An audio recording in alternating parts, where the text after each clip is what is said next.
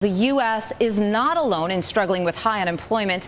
According to the World Bank Group, the number of people without jobs around the world hit 212 million last year. That's 34 million more than at the start of the global financial crisis back in 2007. And the World Bank's latest report, Doing Business 2011, says the key to reversing the trend is small and medium-sized businesses.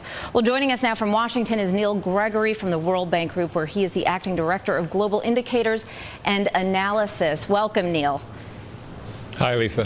Well, doing these studies, what you're looking at is, or these surveys, is business regulation. That's essential, right? Business regulation, it's essential to make it easy for these entrepreneurs or small business owners to actually run a company in any country around the world. But what criteria specifically do you use in figuring that out?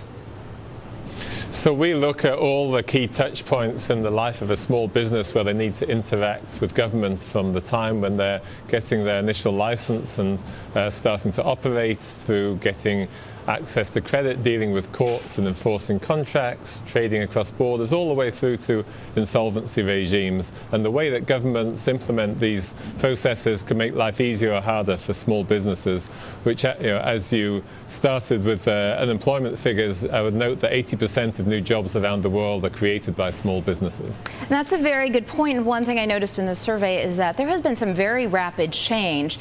And I was surprised to see you did rankings of where it's easiest to do business from a business regulation perspective. Why don't we talk about that for a minute? Because it isn't the U.S.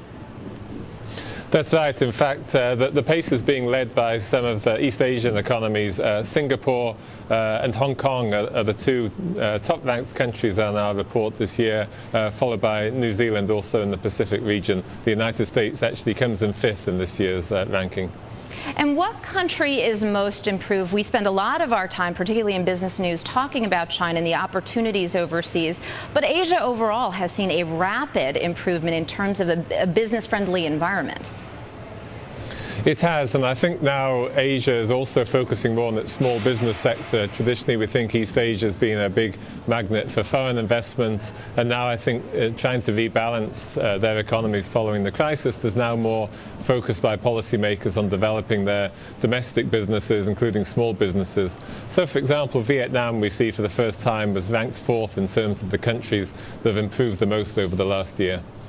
Now, how do you expect this to actually affect global trends? I mean, the U.S., I was surprised to see, fell to number 5 on the list. Does that mean that we could potentially see more entrepreneurs staying in their home countries? Years ago, it used to be people came to the U.S. to sort of realize the American dream. But are we starting to could we eventually see more people just staying in their home countries, less immigration here in the U.S.?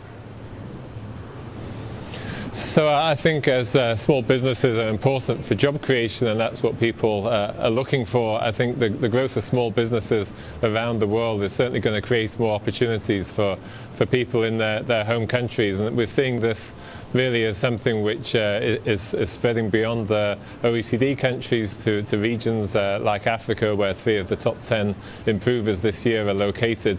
So this, I think, is an encouraging trend in terms of prospects for people looking to make a living. In developing countries, what do you find are the most important things that these policymakers have changed to make life easier for business owners? Well, one big focus following the financial crisis has been on improving insolvency regimes, particularly in Eastern Europe, which was badly affected by the crisis. Countries like Kazakhstan, Hungary. There's been a big focus on making it quicker and easier for companies to restructure and reorganize, and that helps put people back to work and put capital back to work more quickly. All right, Neil Gregory from the World Bank Group, thank you very much for joining us today with your Doing Business survey for 2011.